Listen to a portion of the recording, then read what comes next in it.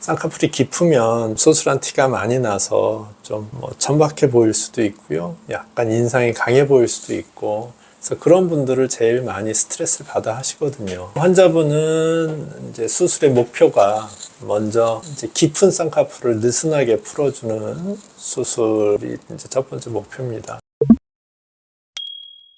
오직 눈성형 미소라인 성형외과 심상백 원장입니다. 오늘은 주제를 이야기하기 전에요. 새로운 시도를 좀 하려고 합니다. 쌍꺼풀 재수술이든 처음 하는 쌍꺼풀이든 상관없고요. 다른 사람이면 안 됩니다. 본인 상담이 필요한 경우에 저희 홈페이지에 온라인 상담이나 이런 걸 이용할 수도 있는데, 유튜브로 해서 자세하게 설명을 듣고 이야기를 듣고 싶다 그러신 분들이 있으시면 아래 더보기란에 있는 메일로 본인의 사진이나 영상, 그리고 원하는 결과, 여태까지 했던 수술 이런 걸 상세히 적어서 보내주시면 그 중에 적당한 분들을 추려서 유튜브 영상으로 그 상담을 만들어 보려고 합니다. 유튜브로 공개적인 상담을 해드리는 거니까 저도 열심히 하겠지만, 본인 눈 사진이 공개된다는 것에 대해서 알고 필요하신 분들은 지원을 해주셨으면 좋겠습니다. 더보기란에 메일 참고해 주시기 바랍니다. 오늘은 쌍꺼풀 재수술에 대한 케이스를 보면서 이야기해 드리려고 하는데요.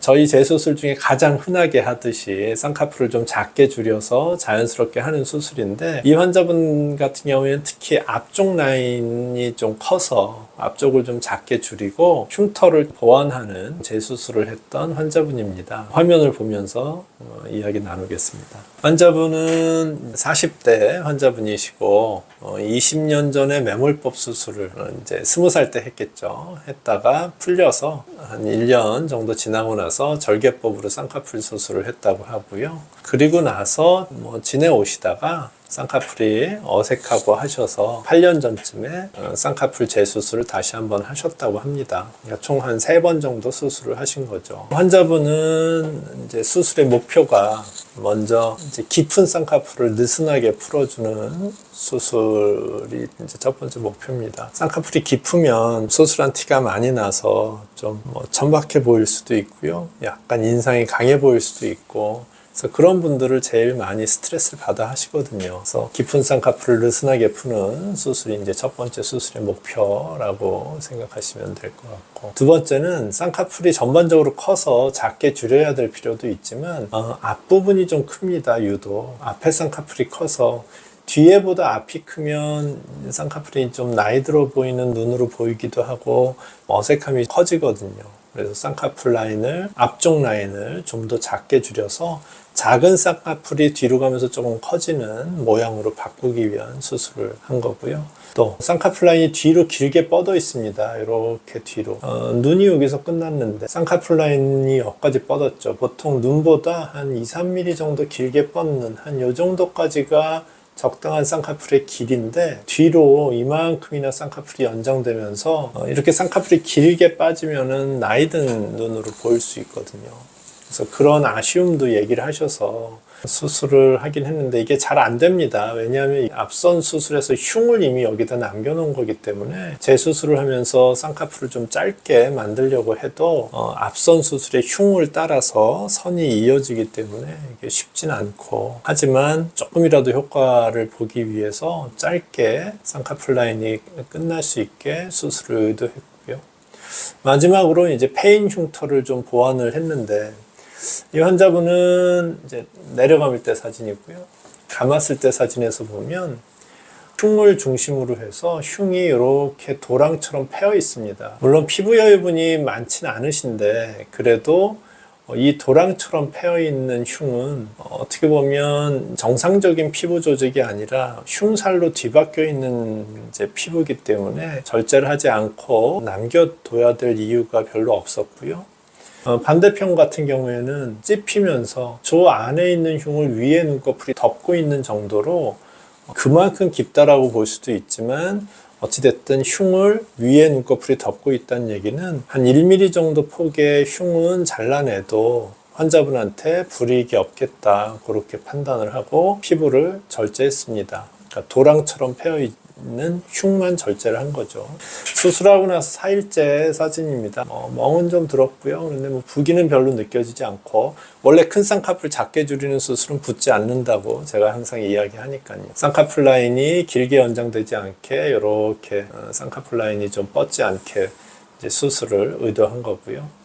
수술하고 나서 4일째 눈 감았을 때 사진인데, 흉을 절제했기 때문에 도랑처럼 패였던 흉은 지금도 제거돼서 없어진 걸로 보여집니다. 수술 3개월째 사진입니다.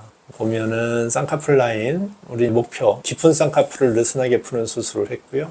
수술 전에 비해서는 충분히 이제 느슨해진 것 같은데 3개월이니까 앞으로 시간이 지나면서 조금 더 느슨하고 옅은 라인으로 바뀔 거라고 생각이 되고요. 앞쪽에 큰 쌍꺼풀을 작게 줄이는 게 또 하나 수술 목표였는데, 앞쪽 쌍꺼풀이 작아져서 이제는 앞에 쌍꺼풀이 뒤로 가면서 약간 커지는 듯한 쌍꺼풀 모양으로 쌍꺼풀이 좀 자리를 잡았습니다. 느슨하게 풀면서 특히 앞부분을 더 작게 줄이는 의도로 수술을 한 거고, 그런 면에서의 변화가 일정 부분 좀 있지 않나 그렇게 생각이 됩니다. 쌍꺼풀 라인이 길게 연장되어 있는 것 때문에 이제 짧게 줄이기 위한 수술을 했는데, 이쪽은 조금 짧아진 것 같습니다. 반대편 왼쪽 눈 같은 경우에는 쌍꺼풀 라인이 조금 짧아진 것 같은데, 오른쪽 같은 경우에는 크게 나아진 게 없어서 조금 실망스러운 정도입니다.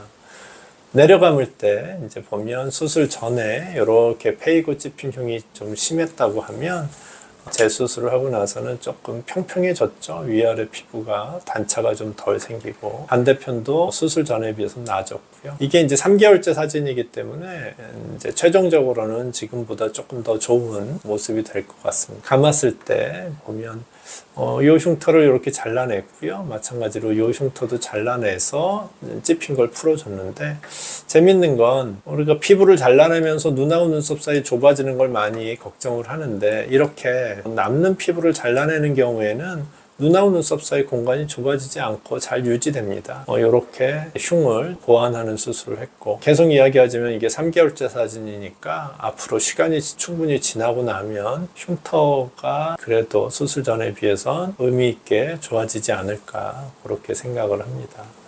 이렇게 오늘 환자분 케이스를 보고 간단한 이야기 해드렸습니다. 서두에도 이야기 해드렸지만, 제가 수술한 환자 사진을 가지고 케이스를 보여드리는 것도 보시는 구독자분들께 도움이 될 수 있을 것이다 라고 생각을 합니다. 하지만 이게 좀 한계가 있고요. 서두에 이야기한 것처럼 상담이 필요하신 분께서는 적극적으로 메일로 내용을 보내주시면 영상을 만들어서 공유하도록 하겠습니다. 끝까지 시청해 주신 분들께 감사드립니다.